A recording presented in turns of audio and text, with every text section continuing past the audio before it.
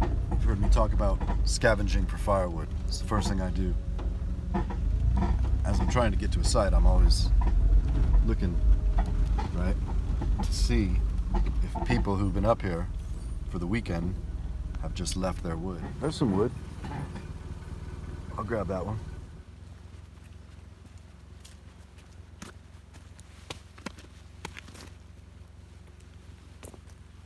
Looks like it's been cut down up here. So this is interesting. So remember that piece I just said was cut down up here? There you go. There's the fresh sawdust. That looks like a cut to me. Yeah, it's all the pitch is out, so they cut this down. But this is definitely the mate.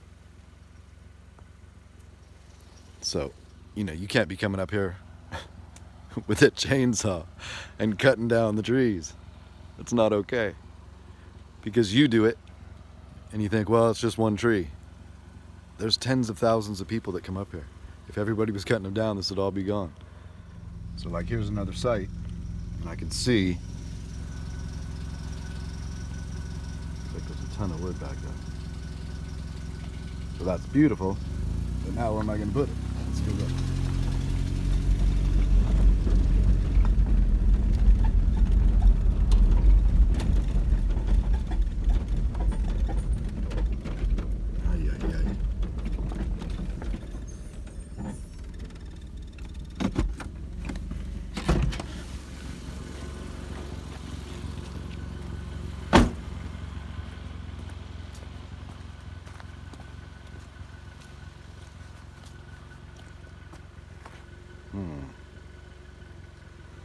And that's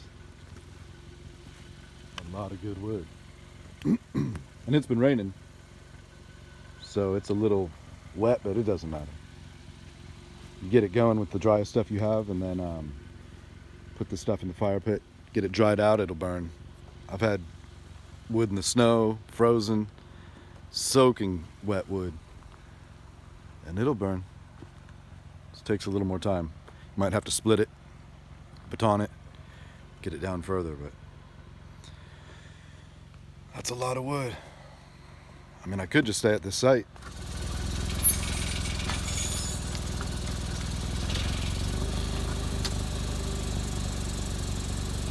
I'd call that level.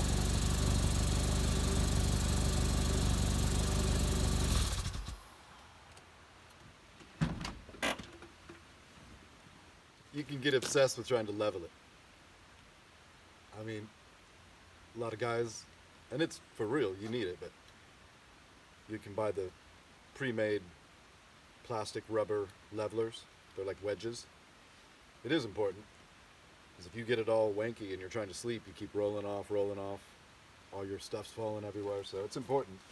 So I've arrived, I decided to stay at this one that's got the wood. The other one had no wood, and it's a smaller entrance, so I'm up here to, I want to test out the canopy. So, this will work.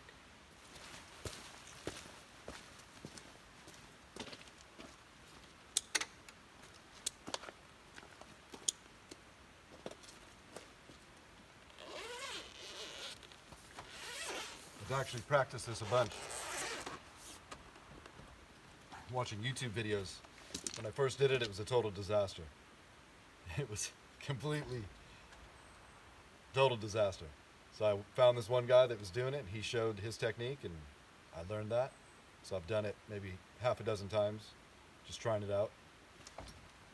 So first thing, unclip it, depending on your model. Clip, clip, clip, clip. And I'll show you a cool trick when we roll it back up. What I learned from him is when you do roll it back up and you go to try and zip it, you clip the middle clip first. And then you begin to zip. Because if it's open, it's going all over the place. But when we roll it up, I'll show you again. Anyway, so open, open, open, unzip. It's gonna come out. And now here's the trick that I learned from him. Instead of rolling this all the way out and then walking back up and rolling out and it gets all crazy, at this moment you're holding it, and you're gonna take out one of these, whichever you prefer. So that one comes out. I'm actually going to do both of them. So that's out.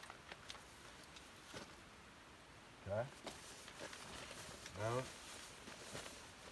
we got the canopy. Unroll it. This one is coming out. This one is also coming out.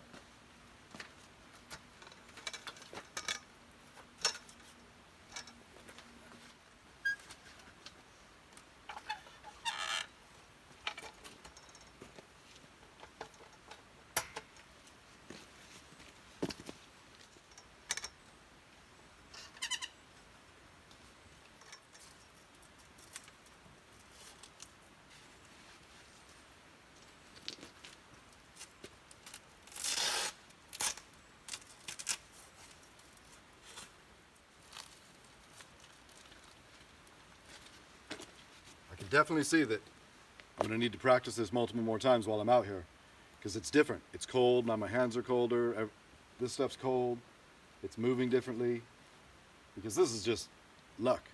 It's not raining, it's not cold, it's not freezing, right? It's not snowing. To do this, and imagine if you got gloves on, so I'm going to have to practice and get it down, so it's just boom, boom, boom, muscle memory.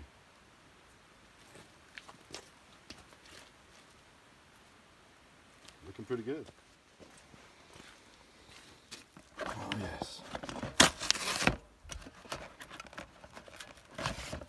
That, if you don't have these are the ultimate capsule. Wow, I could sit under my tarp for the first time ever. I'm gonna come out here.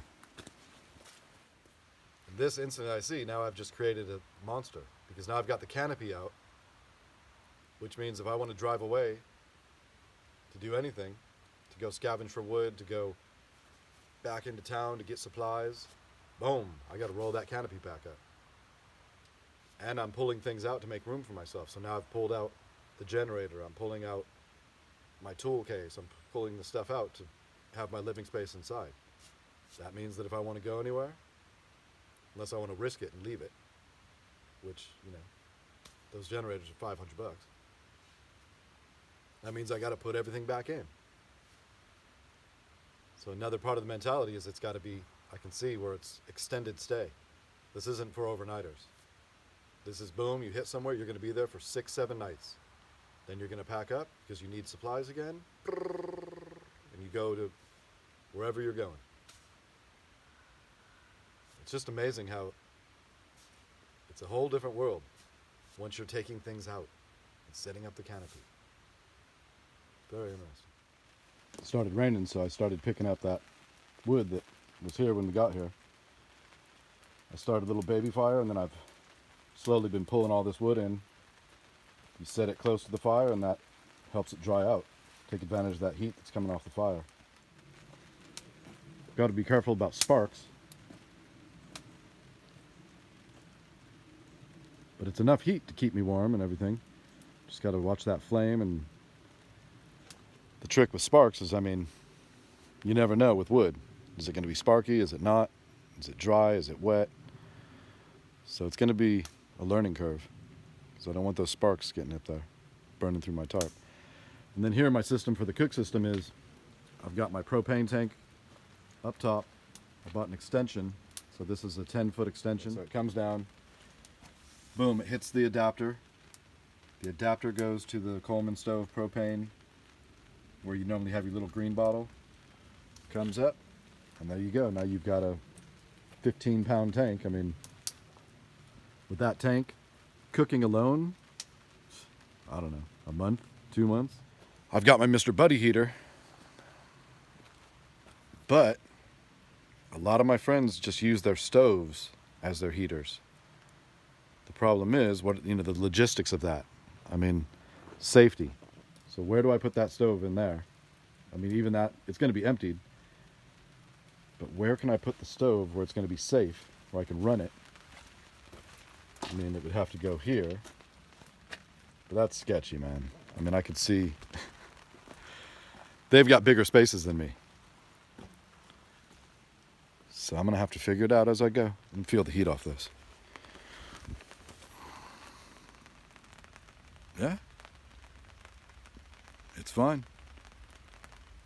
It would do the trick, you know, keep my feet warm, keep me warm. It's enough. It's just a tiny little fire. I don't know if you can see it in the camera, but the steam coming off all these wet pieces of wood. Whew. It smells like wet dog. I don't know if it's me or I think it's this wet wood. One thing I forgot to talk about was my back door. It's always been awesome because it's a beautiful canopy. I'm 6 foot tall and I fit under here. I don't know if you can see, and I've still got 6 inches.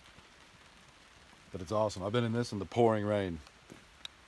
And you're completely, it's just awesome. You lift up this door and you've got a whole living space. Yeah, I've definitely got to figure out the log length and how I can do it. Because these little fires, they're beautiful. They're great survival fires. I mean, if you're really trying to survive, it's not that, you know, it's this tiny little baby's enough to disinfect your water or cook up whatever food you have. I mean, if you're really trying to hide, you can't have a fire, but if you can, if it's permissible, then it's these little fires. But they can take, you know, work. It's not like a big log that you just leave sitting there. So I've got to get those logs dialed in. But this is the first time I've ever sat under the canopy, up in the woods, with the little fire. Everything's looking good. It's actually pretty cool, man. It's pretty cool.